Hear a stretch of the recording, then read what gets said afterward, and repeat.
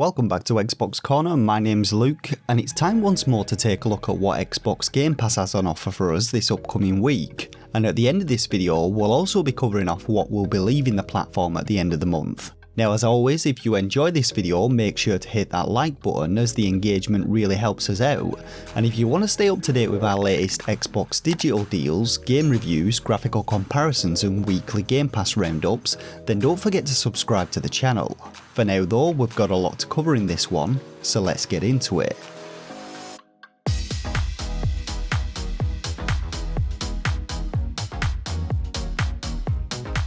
So if you missed what was added to Game Pass earlier this month, then you'll find our coverage on that linked in the description box below. But first up today we have Shredders, and this one is a definite love letter to snowboarding games of the past, so think SSX, 1080 snowboarding and Amped, though it also adds skate levels of realism to the action, which is similarly reflected in its control scheme. Dropping you into a semi-open world where you're free to explore any of its slopes, parks or even head off piste and hit some real fresh powder, the game sees you playing as an amateur content creator who, while grabbing some fresh footage alongside your wingman Scotty, is approached by Lisa, a brand ambassador offering you sponsorship. Not only does this open up a whole new world of possibilities and opportunities for you, it also includes the chance to learn from the pros of the sport and participate in the big invitational competition.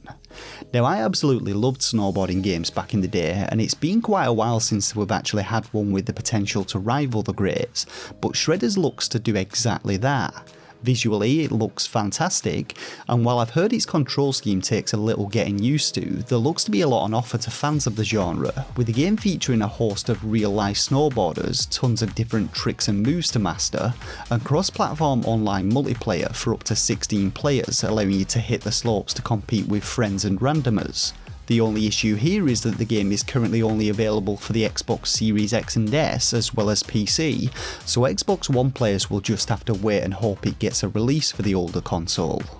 Our next game started its life as a popular French audio comedy series parodying role-playing games before being transformed into a game itself, and the Dungeons of Naheulbeuk, the Amulet of Chaos, has retained many of the features from the source material, including a heroic fantasy setting, 7 classic RPG character roles, and plenty of humour and chaos in the mix. Now the game is a tactical turn-based RPG which can be enjoyed at a leisurely pace in the game's story mode, which simplifies its combat, or if you're looking for a real challenge to test your tactical mastery, there's also Nightmare mode, where the slightest of errors will spell your doom. Like many games in the genre though, you're going to be working your way through various dungeons, carving a path through enemies, of which the game has an impressive amount of variety, and seeking treasures and riches as you work your way towards the game's main baddie, taking down bosses as you go. It kind of appears to be a bit of a Baldur's Gate meets XCOM scenario with this one though, with a good dose of slapstick comedy to keep things interesting.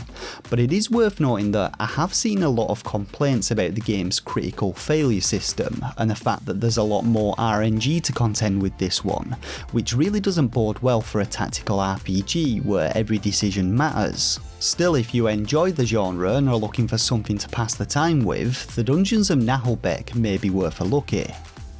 So our next game, Paradise Killer, is one that I know that Alex has played and has really enjoyed, and it's essentially a murder mystery adventure game, but unlike many games in this genre, Paradise Killer is actually set in an open world, so it doesn't have the same kind of linear narrative driving you from point A to point B. Instead you have the whole of Paradise Island to explore, a surreal yet beautiful landscape set outside of reality, and it's your job to gather evidence and interrogate suspects as a resurrected investigation freak known as Lady Love dies. In a world whose characters are as surreal and bizarre as its landscape though, you can expect plenty of intriguing twists and turns with this one as you work your way towards identifying the culprit. The kicker here though is that you can actually accuse anyone of the murder, providing of course you have enough evidence to convict them. And the game is all about making decisions, facing moral dilemmas, and deciding who deserves to be named the killer, for there are in fact many possible murderers, each with their own motives, but it's ultimately up to you to decide who killed Paradise.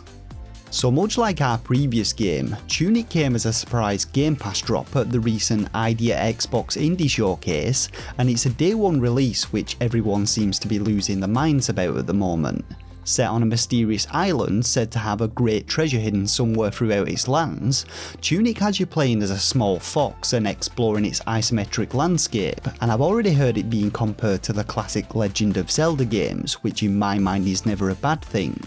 Gameplay features a similar vibe to these games though, as you explore the island, solving puzzles, battling monsters and colossal bosses, and collecting powerful artifacts to help you along your way, but one really interesting feature about the game is that its menus and the text detailing information about the items that you find is all presented as unreadable runes, and so with nothing but your intuition to drive you, you have to work out what these things are for yourself. Though one element of the game has you rebuilding a sacred book to decipher these runes and reveal their secrets. The game does look to have an absolute ton of charm to it though, as well as an intuitive combat system for you to master to take down its host of baddies, and if you're a fan of classic Zelda titles or the recently released Death's Door, then this one will no doubt be right up your alley. Next up we have Kraken Academy, and this looks to be a rather unusual game where the objective appears to be to save the world by uncovering a traitor hidden within the academy.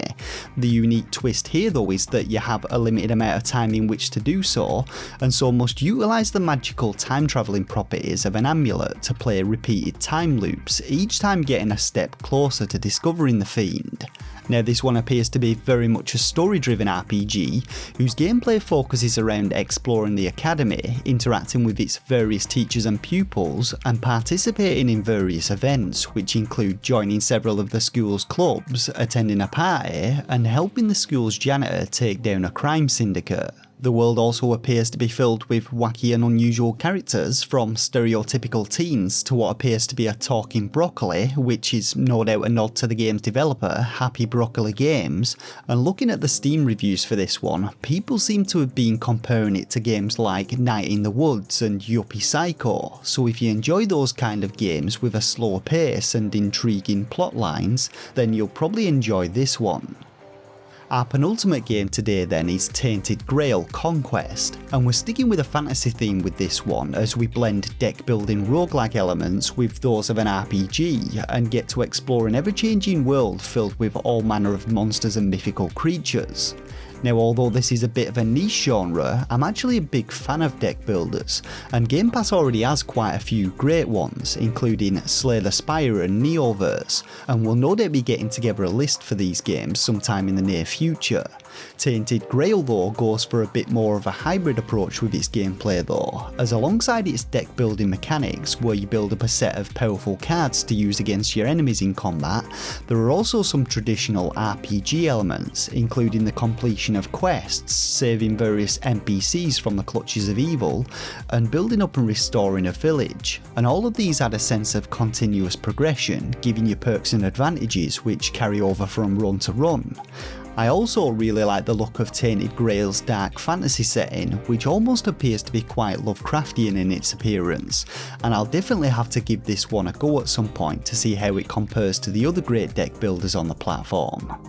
For our final games today then, we're heading back a fair few years to the PS Vita era of games and beyond, to a series of games known as Zero Escape, which I've very much enjoyed playing in the past.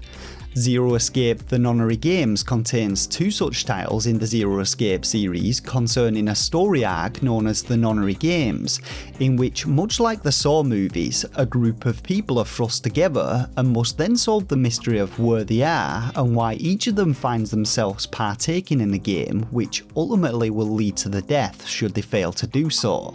Now both Zero Escape 9 Hours, 9 Persons, 9 Doors and its sequel Virtue's Last Reward are included in the Nonary Games bundle, and gameplay in these is part visual novel, part escape the room and puzzle solving, with each run of the game having you make a series of decisions which result in a large number of different endings to discover. In Virtue's Last Reward for instance, the revelations you make in one run can then be carried down and used in alternative timelines in another run, and there are some really interesting plot twists with these games, with me especially enjoying Virtue's Last Reward, which I actually ended up getting a bit addicted to and discovered every one of the game's endings. If you enjoy puzzle games though, or are a fan of escape the room games and don't mind a bit of your stereotypical anime style storyline tropes, then I highly recommend giving these games a go.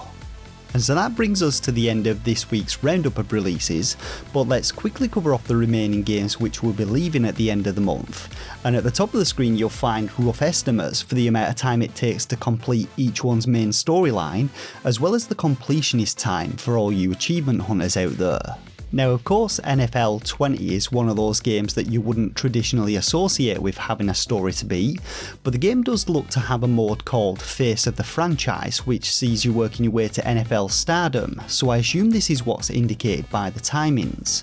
With this one though there's not really much to say. It's an NFL game, and if you're into these kind of games then the latest one, NFL 21, is included as part of EA Play and Game Pass Ultimate, though if for some reason you're wanting to experience its predecessor, then you can do before it leaves the platform on the 31st of March. The next game leaving at the end of the month is Narita Boy, and this one's been on the platform for just under a year now, but if you haven't yet had a chance to play it then I highly recommend doing so.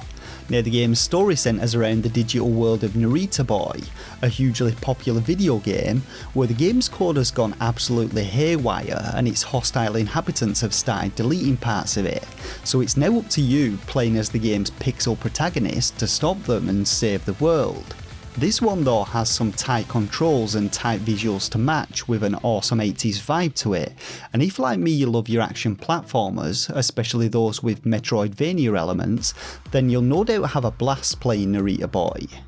The final game leaving Game Pass this month is one which I played not so long ago whilst doing research for our top Game Pass FPS games, and one which you should definitely dive into if you've enjoyed the recent Doom games. Shadow Warrior 2 is a fast-paced first-person shooter which brings the series' crude yet hilarious humour and its hallmark demon-slaying action to a modern audience, blending melee combat with over-the-top gunplay, and a ludicrous plotline which sees you saving the world from complete annihilation at the hands of a demon invasion.